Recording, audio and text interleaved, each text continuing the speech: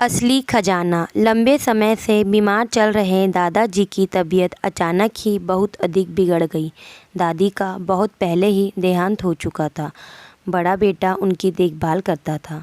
अंतिम समय जानकर उन्होंने अपने चारों बहू बेटों को पास बुलाया, पर जिस दिन सब इकट्ठा हुए उस दिन उनकी तबीयत इतनी खराब हो गई कि वो बोले भी नहीं पा रहे थे। फिर उन्होंने इशारे से कलम मांगी और एक कागज़ पर कांपते हाथों से कुछ लिखने लगे, पर जैसे ही उन्होंने एक शब्द लिखा उनकी मौत हो गई।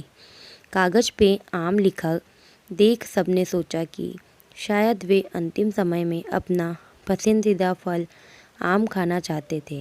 उनकी आखिरी इच्छा जानकर उनके मृत्यु भोज में कई क्विंटल आम बांटे गए।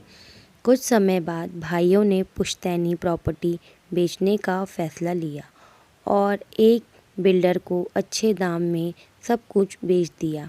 बिल्डर ने कुछ दिन बाद जब वहाँ काम लगवाया, पुरानी बिल्डिंग तोड़ी जाने लगी, बागीचे में पेड़ पौधे उखाड़े जाने लगे और उस दिन जब आम का पेड़ उखाड़ा गया तो मजदूरों की आंखें फटी की फटी रह गई। पेड़ के ठीक नीचे दशकों से गड़ा एक पुराना संदूक पड़ा हुआ था। बिल्डिंग ने फौरन मजदूरों को पीछे किया और संदूक खोलने लगा। संदूक में कई करोड़ मूल्य के हीरे जवाहरात चमचमा रहे थे। बिल्डर मानो खुशी से पागल हो गया। जितने की प्रॉपर्टी नहीं थी, उसकी 100 गुना कीमत वाले खजाने पर अब सबका हक था। भाइयों को जब इस बारे में पता चला तो उन्हें बड़ा पछतावा हुआ। कोर्ट कचहरी के चक्कर भी लगाए, पर फैसला बिल्डर के हक में गया। चारों भाई जब एक दिन मुंह लटका कर बैठे थे, तभी अचानक छोटा भाई बोला, अरे उस दिन बाबूजी ने इसलिए कागज़ पर आम नहीं लिखा था क्योंकि उन्हें आम खाना था।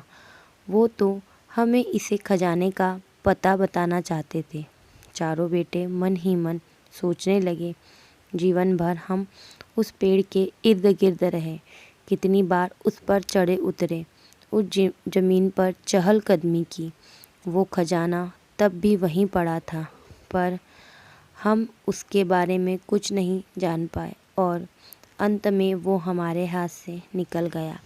काश बाबूजी ने पहले ही उसे हमें बता दिया होता। शिक्षा। दोस्तों, खजाना सिर्फ ज़मीन के नीचे नहीं छिपा होता। असली खजाना हमारे भीतर छिपा होता है और वो हीरे जवाहरातों से कहीं अधिक मूल्यवान होता है। लेकिन दुनिया के ज़्यादातर लोग उस खजाने को कभी पा नहीं पाते क्योंकि वे बियॉन्ड द ऑब्वियस सोचने करने की कोशिश ही नहीं करते। आम लिख दिया मतलब आम खाना है, कुछ और दिमाग ही मत लगाओ, सोचो ही मत। जैसे ज़िंदगी चल रही है चलने दो, जैसे सब करते आए हैं वैसे ही करते जाओ।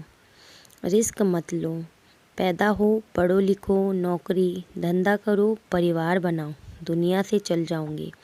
अरबों लोग यही कह रहे हैं, हमने भी कर लिया तो क्या।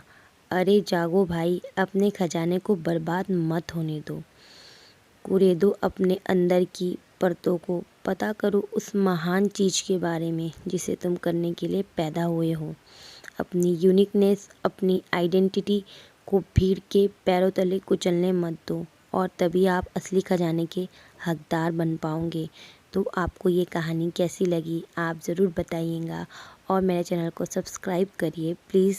दोस्तों, मुझे सपोर्ट करिए। धन्यवाद आपका पूरी कहानी सुनने के लिए और ऐसी ही कहानी सुनने के लिए मेरा चैनल को सब्सक्राइब करें और बेल आइकन को भी ज़रूर दबा दें।